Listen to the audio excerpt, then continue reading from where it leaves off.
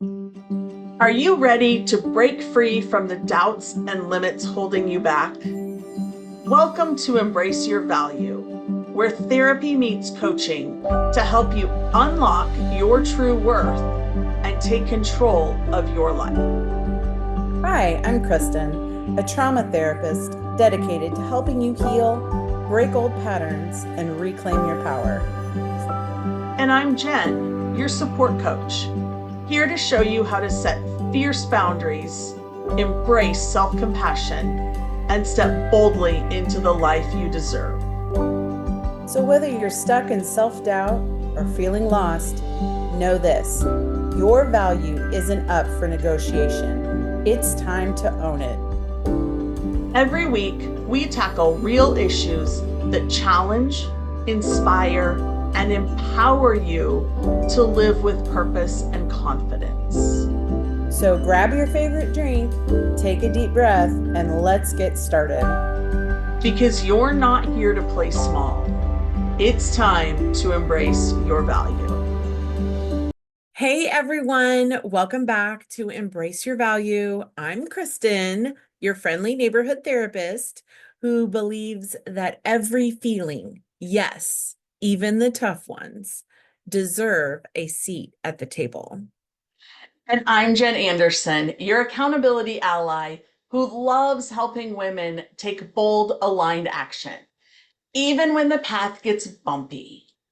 Today, we're having an honest conversation about something we all face, but rarely talk about openly, and that's failure. Specifically, how to stop letting it define you and start using it to your advantage. And if any of my clients are listening, they're probably saying, but Jen, you don't use the word failure. And they're right, I don't. Because I believe that if we do something and we don't succeed, but we learn a lesson out of it, we definitely didn't fail. I think, Jen, that sometimes it's good to use the language that our clients use and the feelings, right? Because they're all okay. The feelings of failure, there's an act of failure, and then there's the feeling of failure. The psychology of failure and why it feels so deeply personal. So let's start with the big question. Why does failure sting so much? The truth is, most of us were taught from a young age to associate our worth with achievement. When something doesn't work out, it can feel like a reflection of who we are, not just what we did. Absolutely. And the shame that comes with that can be paralyzing. We make it mean I'm not good enough or I'm never going to get it right. But really, failure is just feedback. It's not a verdict of your value. And anyone that makes you ever feel that way is coming from a judgment standpoint. And you don't need those types of people in your corner. You need to let those people go and have the people that come back to you with curiosity and really want you to learn from this lesson and succeed and move forward. Absolutely. And let's be real. If you're taking risks and you're growing, failure or the feeling of failure is a given. It's not a flaw. It's proof that you're trying, learning, and moving forward. And like you said, Jen, it's important that we remember that there is a moving forward part of this. Absolutely. So, how do setbacks have, how do they lead us to a greater success? So, let's talk about resilience. I, of course, like everyone, have had my share of setbacks, both in business and in life. I've been divorced. I've broken up with people. I've had friendships that didn't work out. Sometimes those feel like failures, right? And they sometimes are. Sometimes they're lessons to be learned, and sometimes they can feel like failures. But one that really stands out was when I first started learning how to put programs and courses out. And I put my first one out or my second one, I don't remember, and it just totally flopped. I had nobody sign up. I had nobody even interested in it. I had nobody wanting to talk to me about it. And I put a ton of work into this. Like, I thought this was incredible and amazing. And honestly, I could have just said, you know what, I'm done. This is too much work. It's too much energy. But what I did instead was I got curious. I started asking people what didn't resonate with them about what I was offering and what they needed instead. I learned what I could tweak. And that failure forced me to get really creative and ultimately has led me to some incredible programs that I have launched that have filled up, that are going wonderfully, and that are just really thriving. And I love every aspect of that. And I'm always looking at how I can improve things. And so I don't see it anymore as a failure. I see it as just a moment of clarity and curiosity on what I can do better and how things can be better for my clients. Because that's the ultimate goal, is always making it better for my clients. I love that. And honestly, so many people we admire, people we all know, Oprah, J.K. Rowling, even Thomas Edison, famous people we know achieved great things, faced rejection and failure countless times before their breakthroughs. What was the difference? They didn't let it stop them. They let it shape them. Yes, absolutely. Sometimes the setback is the nudge you need to pivot, grow, or discover something even better than you imagine. Yeah.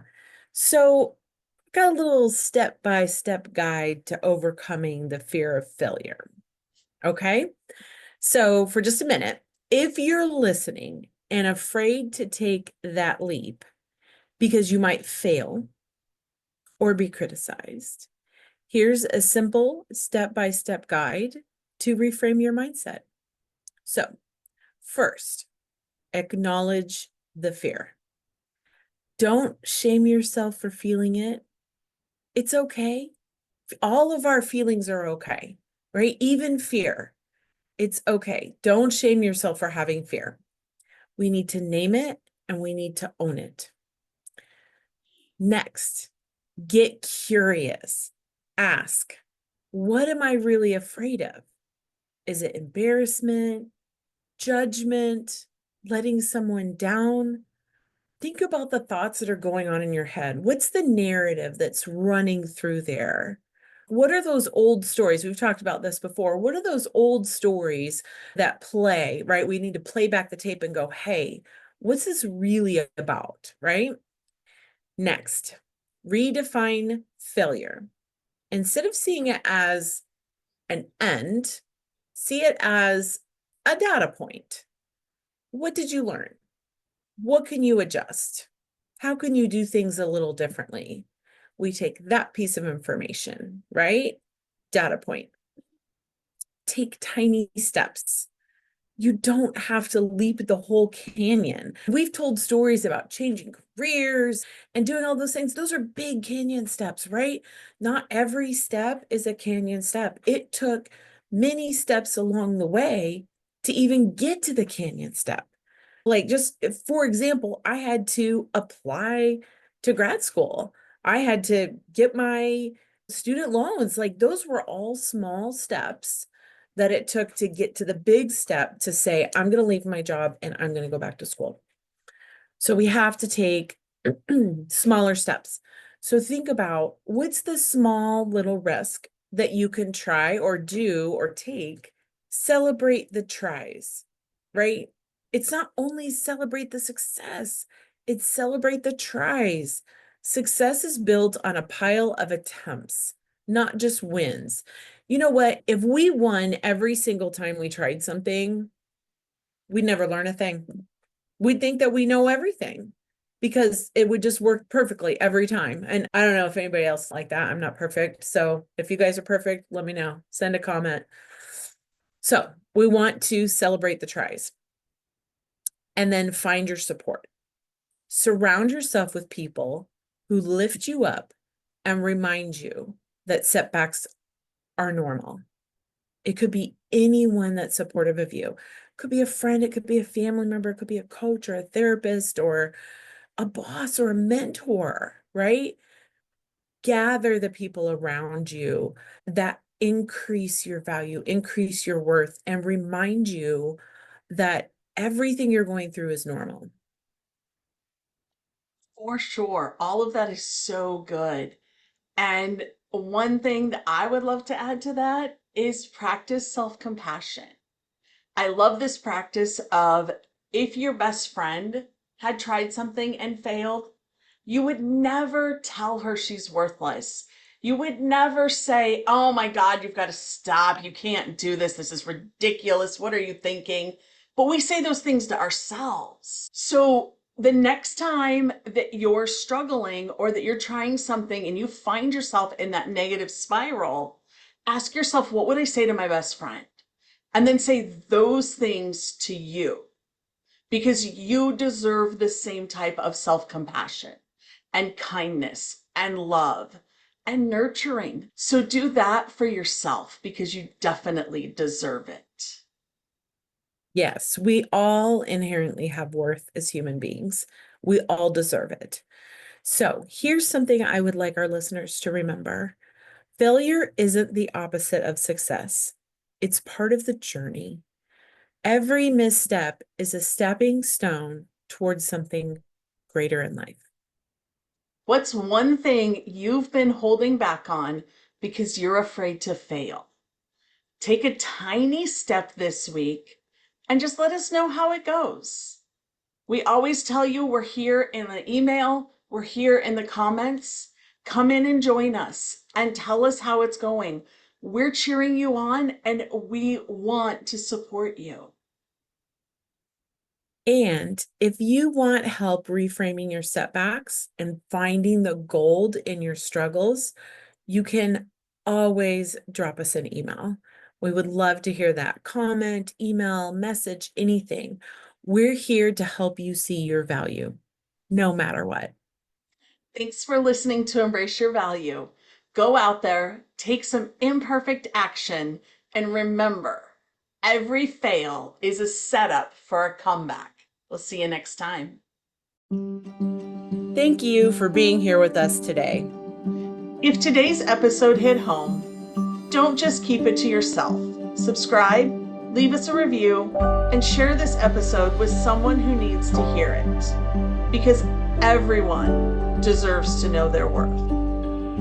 Next week, we're diving even deeper with more insights and tools to help you break free from limitations and live authentically. Until then, keep raising your standards, owning your worth, and embracing your value.